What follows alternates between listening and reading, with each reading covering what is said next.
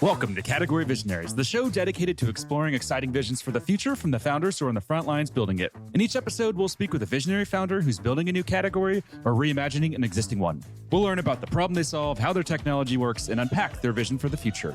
I'm your host, Brett Stapper, CEO of Frontlines Media. Now let's dive right into today's episode.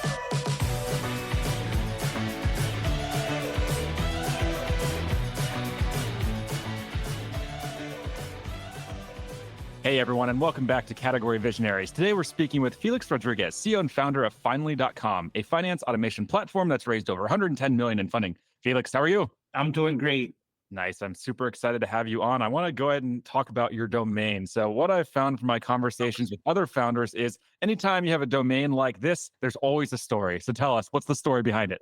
Brett, I'll give you the short and sweet of it. But yeah, look, I'm going to say it's at the point where we had our eye on this domain for about a year. And by the time we closed our Series A, we were looking to rebrand, and just my luck, I'm going to say, fortunately and unfortunately for me, someone owned it that seemed like it was going to be impossible to get, because this was a very successful entrepreneur that had taken his company public. And by the time he sold it, I'm going to say he took it public and then Yahoo bought it. So what do you give a guy who's got everything in the world? So for me, I was like, oh man, it's not going to be money. I had to get on the phone with him and pitch him the vision, the idea, and I sold him on the vision of finally you can get everything in one place in terms of your finances and all your back office and front of office that you need to run your business. So I think that resonated with him, and we did a deal, and he became an advisor and also got some shares in the company, and he wanted a mentor. And obviously somebody that would do great by that name. And we were very fortunate that we partnered up together. So yeah, now he's on my cap table. Wow, that's amazing. Now, just looking at your background, I noticed a theme there. You start companies and then they get acquired. How many companies have you started and sold in your career?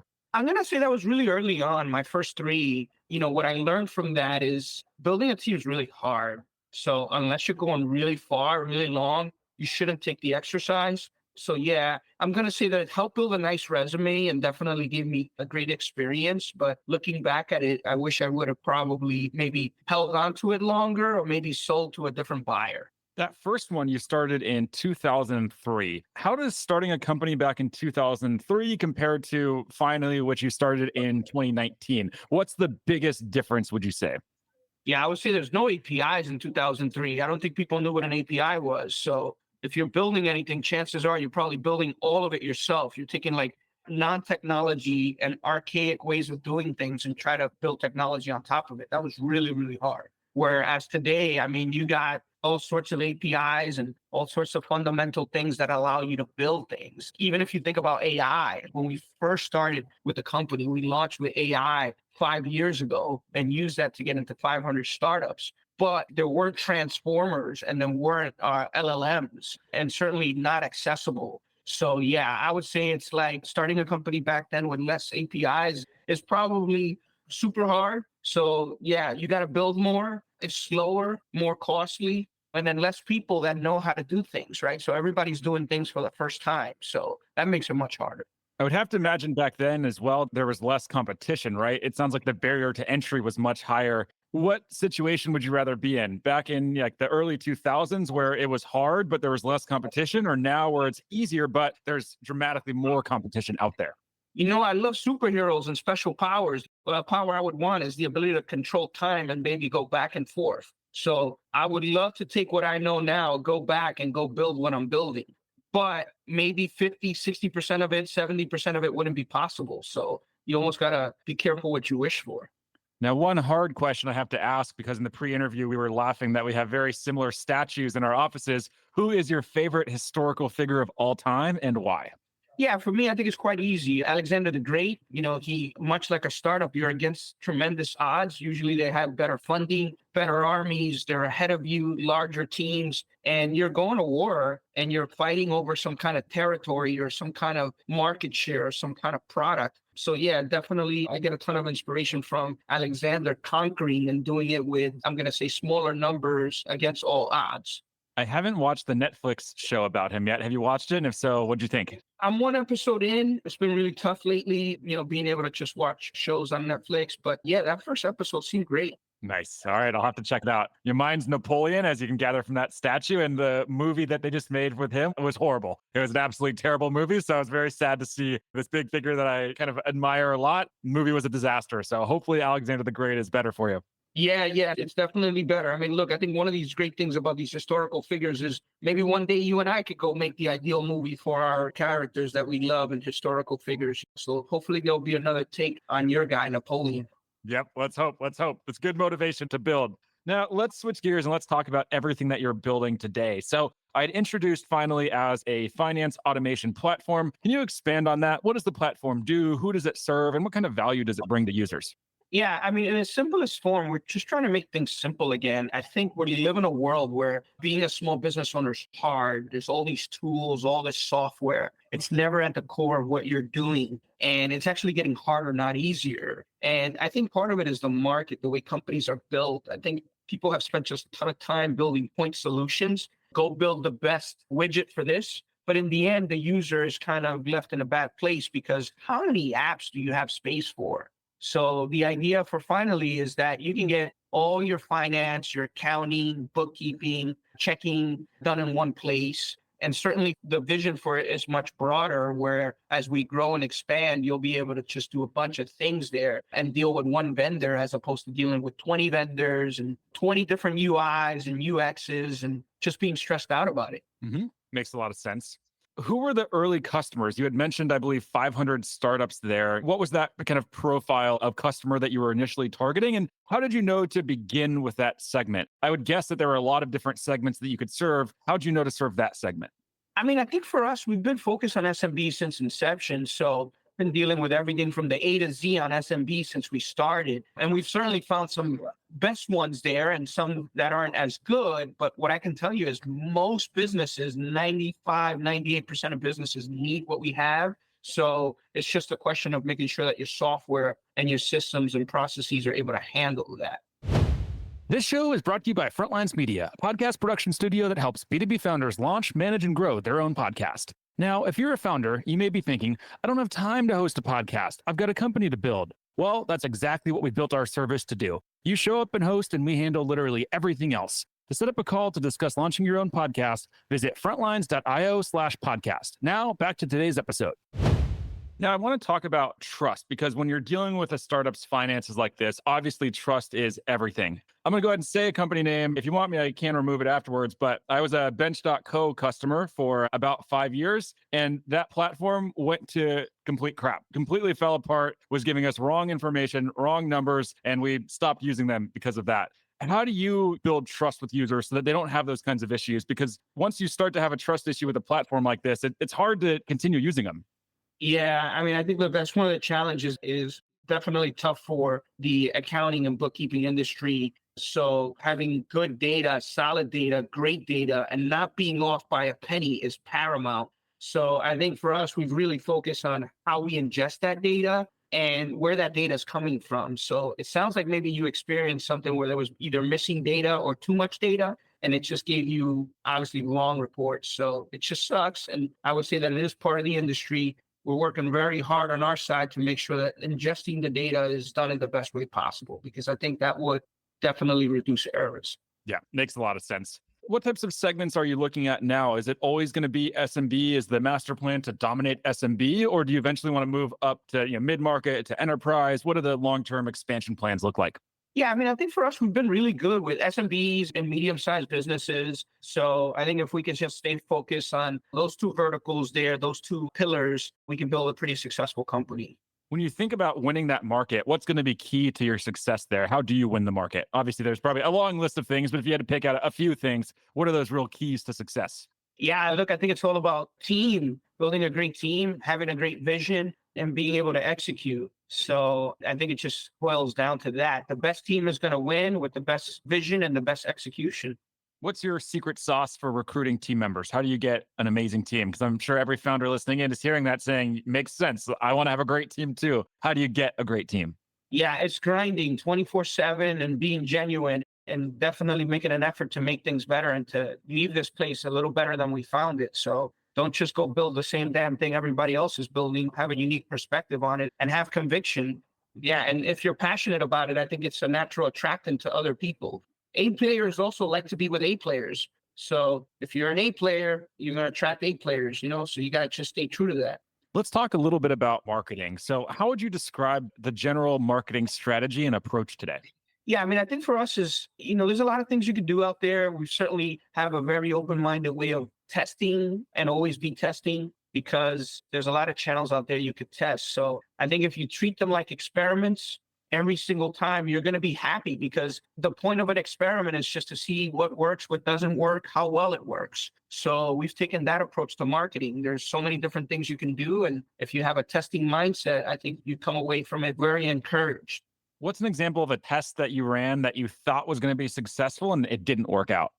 I would say that, as you go after these verticals or these different categories, definitely getting messaging, trying to get the message down for each vertical is important because if you don't, then it's not, even though it might appear it's like a one size fits all messaging, it should be more tailored. So we learned that for sure. What other go-to-market lessons have you learned? Any tough lessons that were kind of brutal to learn them, but useful afterwards?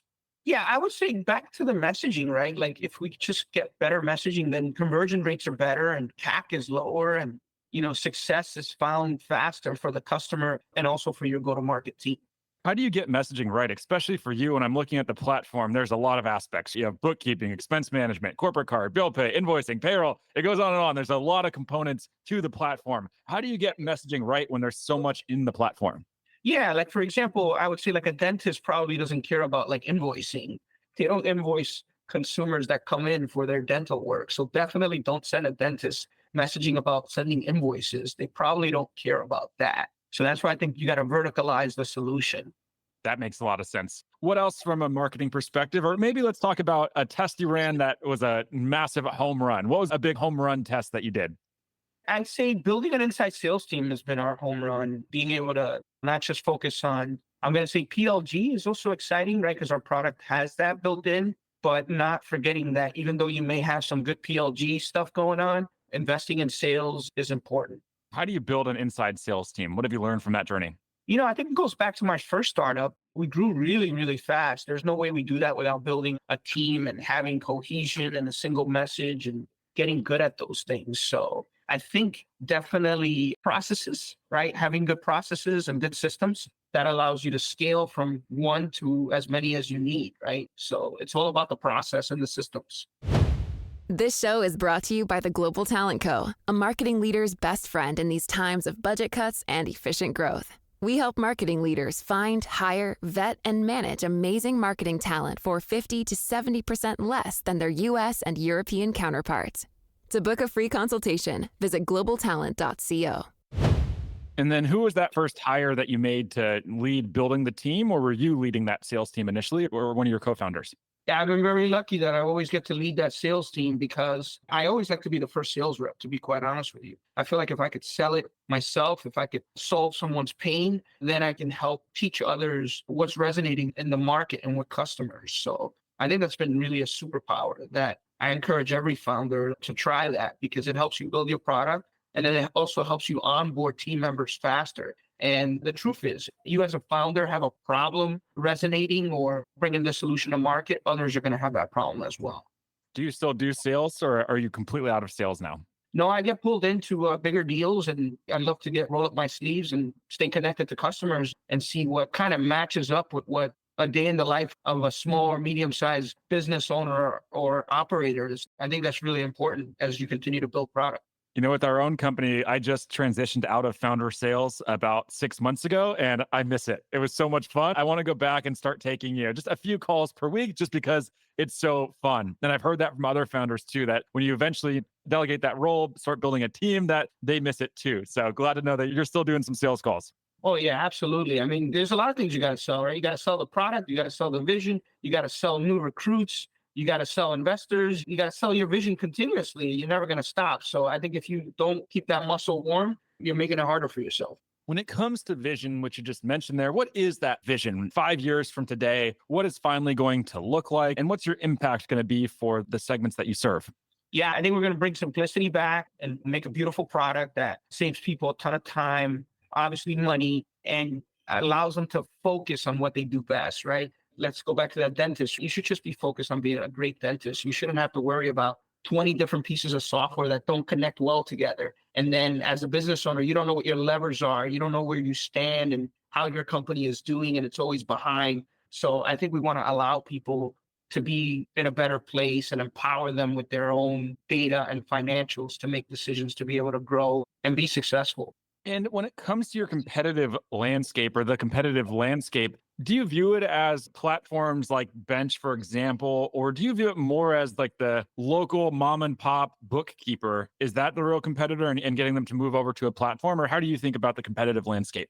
Yeah, I mean, I think for me, there's obviously a lot of software players and traditional vendors out there. I think everybody's got their own challenges. In the cases of local providers not being engineers or having an engineering mindset, we're working on AI and we have a whole AI engineering team. We started that 5 years ago, actually built our first model called Prometheus. So I don't know, man, if you're an accounting firm or a regular bookkeeping firm or some kind of finance firm, you're not working on AI, you're at a huge disadvantage. And same goes if you're a single product company. I mean, I think you see now there's a lot of great companies out there like Dropbox and stuff, and they're public companies. And obviously they're earning a ton of revenue, but it's sort of like kind of limiting in the sense that if it's just one product, you probably don't have, I'm going to say, the long-standing power to be like a phenomenal public company or super, I'm going to say, life-changing company. If we look at that big master plan that you have and that vision that you have, what's the key to success? What are you going to have to really nail to make that happen?